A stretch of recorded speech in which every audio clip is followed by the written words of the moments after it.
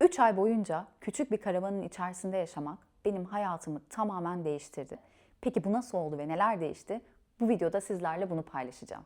Bunun için hikayenin birazcık başına gidelim. Nasıl başladı bu hikaye? Biz nasıl yola çıktık? Öyle bir dönemden geçiyorduk ki ne yapmak istediğimizi tam olarak bilmiyorduk ve böyle çıkmaza saplanıp kalmıştık, öyle diyeyim. Eşim iş arıyordu ve bir türlü bulamıyordu bir süredir.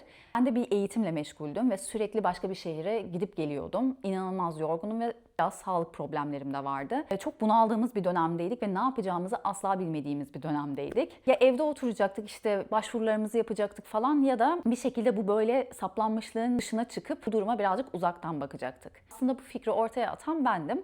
Uzun süredir böyle karavan videoları falan izliyordum. Birkaç böyle kişinin söylediği şeyler beni gerçekten heyecanlandırmıştı. İşte kendini bulma konusunda, kendine dışarıdan bakma konusunda, kendinle kalma konusunda. Eşim biraz daha bu durumdan korkuyordu. Çünkü hani yapılması gereken başvurular var, girilmesi gereken bir iş var. Bütçemiz çok kısıtlı, uzun süredir çalışmıyoruz falan, böyle de bir durum var. Bütün bu aslında mantıklı sebepleri düşünüp yola çıkmamamız gerekiyordu.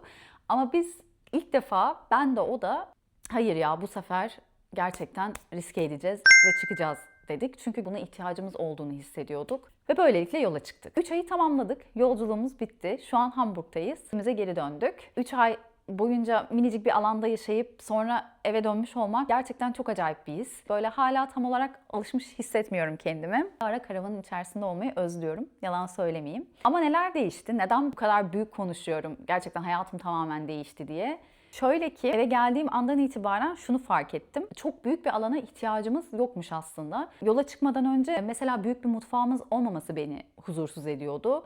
Ya işte ikimizin yürüyeceği alan çok kısıtlı falan mutfakta diye. Mutfak bana o kadar büyük gözüküyor ki, evimle ilgili de öyle. Mesela işte yok şunu değiştirelim, yeni bir masa mı alsak, ya da işte şunu beğenmiyorum, farklı bir şey mi olsa yerine falan. Şu anda gözüme her şey daha başka ve daha güzel gözüküyor ve her şeyin olduğunun farkına varıyorum. Eve döndüğümden beri birçok farkındalık yaşıyorum. Ya şu an gardırobum hala bomboş. Biz evi alt kiracıya verdiğimiz için bütün eşyalarımızı toparlamıştık. Hepsini kilere götürdük. İşte dolapların içerisine böyle kutulayıp koyduk falan. Hiçbirini açmadım o eşyaların. Hala karavanda yanımızda götürdüğümüz eşyalarla yaşıyorum. Kıyafetlerle. Yani bunların bana bu kadar yeterli olduğunu bilmiyordum. Yola çıkmadan önce zaten bütün alışveriş app'lerini silmiştim telefonumdan. Çünkü gerçekten son dönemlerde bütün o stresimi böyle alışverişe vurmuştum. İnanın hiçbir kutuyu açmadık şu anda. Mesela bu benim için büyük bir farkındalık ve değiştirdiğim bir şey hayatımda. Bu demek değil ki hiçbir zaman alışveriş yapmayacağım. Tabii ki ihtiyacım olan şeyleri alacağım ama şunu görebilmenin, ya aslında gerçekten benim birçok şeyim var ve kendimi mutlu etmek için daha fazlasına ihtiyacım yok diyebilmek benim için gerçekten büyük bir artı oldu ve bunu değiştirdiğim için çok mutluyum. Karavan yolculuğundan sonra gelen bir farkındalık da kendimi daha çok anda kalabiliyor hissediyorum. Bunun sebebi de günlük hayat koşturmacasından 3 ay boyunca uzak kalabilmemiz. Sadece kendine odaklanabiliyor olmak, yaptıklarına odaklanabiliyor olmak otomatik olarak sizi anda olmaya da bir şekilde yönlendiriyor. Bunu böyle her gün tecrübe ettiğim için, her gün karavanda vakit daha böyle yavaş aktığı ve ben kendimle vakit geçirdiğim ve yapabildiklerime odaklanabildiğim için karavanda edindiğim bu tecrübeyle eve geldiğimde de bunu uygulamaya çalışıyorum. Yani eğer bir yemek yapıyorsam o yemeği yapmaktan keyif almaya bakıyorum. Ya da bir kitap okuyorsam orada olmaya çalışıyorum. Bir şey araştırıyorsam oradayım. Yani normalde bu çok zor bir şey. Günlük hayatımızda işte telaş halinde oradan oraya yapılacaklar, şunlar bunlar. Aylar o kadar hızlı geçiyor ki zamanı anlayamıyoruz. Ne zaman geçti, ne zaman 2 ay oldu. Karavanda bu tam tersi. Zaman çok yavaş akıyor ve siz gerçekten oradasınız. Bu benim hayatımdaki en büyük değişim ve umarım hep böyle kalır. Çünkü gerçekten şu an çok keyif alıyorum. Karavan yolculuğunda verdiğimiz en büyük sınavlardan biri çift olarak yola çıkmaktı. Bu kadar küçük bir alanda 2 kişinin 3 ay boyunca kalabilmesi, hele ki kış döneminde, dışarıda çok fazla vakit geçiremediğiniz bir dönemde çok zor. İster istemez anlaşmazlıkları oluyor, fikir ayrılıkları oluyor. Normalde üstünü kapattığımız, tartıştığımızda birimizin diğer odaya, ötekimizin diğer odaya gittiği bir süreçten böyle burun buruna kaldığımız bir sürece girdiğimizde şunu fark ettik.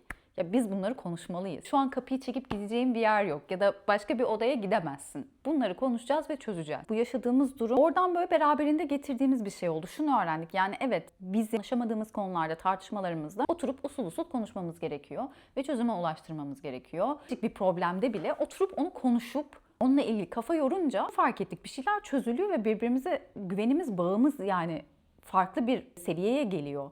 Fark etmemiz bile bizim için çok büyük bir artı oldu. Karavan yolculuğu esnasında fark ettiğim ve sonra eve döndüğümde de hala farkındalığını yaşadığım, benim için büyük bir değişim olan bir diğer şey de artık hayallerim ve isteklerim için çok uzun süreler beklememem gerektiği. Mesela bir örnek vereyim. Ben YouTube'da aktif olmayı çok uzun süredir istiyorum. Hatta bundan yıllar önce başlamıştım YouTube'a ama zamanım yok falan diye bıraktım. Sonrasında bir daha başlamaya cesaret edemedim. Biraz da böyle beni korkutan bir yanı da vardı. İnsanlar ne düşünür, beğenir mi, sever mi, istediğim gibi olur mu? Bu tarz düşüncelerle YouTube'a başlamıyordum bir türlü. Karavan yolculuğunda nihayet bu adımı attım ve 3 ay boyunca yaşadıklarımı sizlerle bu kanalda paylaştım. Buna başlayabilmiş olmam benim için çok büyük bir adım oldu. Çünkü bütün o kafamdaki korkuları, endişeleri bir şekilde bastırabildim ve dedim ki bunu yapmak istiyorum. YouTube'dan ben keyif alıyorum. Keyif almazsam tekrar bırakırım. En azından denemekten korkmayı bir kenara bırakmak istiyorum. Bunu yapar yapmaz daha ilk videoyu yüklediğim an şunu fark ettim. Korkulacak hiçbir şey yok. Tekrar başlayabilirsin, deneyebilirsin. Keyif almazsan bırakabilirsin de ve bunu başardığımdan beri daha güçlü hissediyorum. Diğer yapmak istediğim şeyler için, hayallerim için, düşlerim için daha farklı bir motivasyonum var şu an ve şunu bıraktım yani kim ne düşünür, beğenir mi, sever mi, başarılı olur muyum, olmaz mıyım? Artık gerçekten o kadar umurumda değil ki. Hayat çok kısa, zaman çok hızlı akıp geçiyor. Yapmak istediklerimi, hayallerimi, düşlerimi olur veya olmaz. Hiç önemli değil. Denemek için bir adım atmak istiyorum. YouTube'da bunlardan biriydi. Burada olduğunuz için, bu hikayeye ortak olduğunuz için ayrıca çok teşekkür ederim.